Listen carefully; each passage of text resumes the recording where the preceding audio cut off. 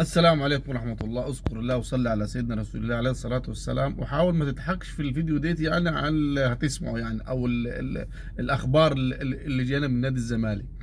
وحاول تفكر مين الاربع لاعبين اللي وقفهم المستشار مرتضى منصور قبل انا ما اقولهم لك. وانا برضو متوقع يعني هذا توقعاتي ان هو هم ما ذكروش اسمائهم يعني، فانت قبل ما انا اقولهم اكتب اسمائهم وقول انك انت كتبتهم قبل ما انا اقول.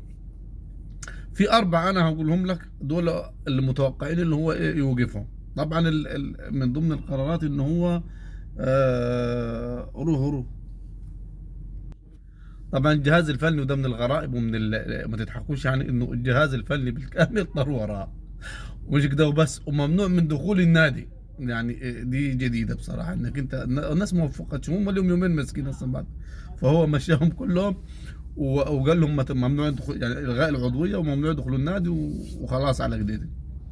طيب الاربعه اللي هم ايه متوقع ان هم يفلسعهم.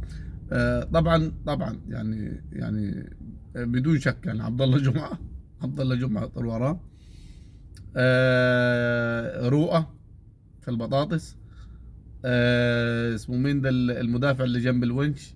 عبد الغني صح. في البطاطس دول ده ثلاثه. واحتمال السيسي ده اللي هو اسمه مين ده السيسي، يعني دول اللي متوقعين.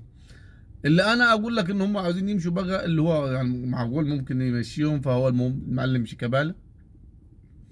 عبد الله جمعه برضه، يعني شيكابالا تضيف على شيكابالا عبد الله جمعه، عمر جابر، و اسمه ايه اللي خط النص ده؟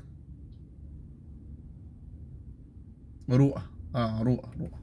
فهم دول الاربعه، يعني نضيف عليهم شيكابالا وعمر جابر يعني. بس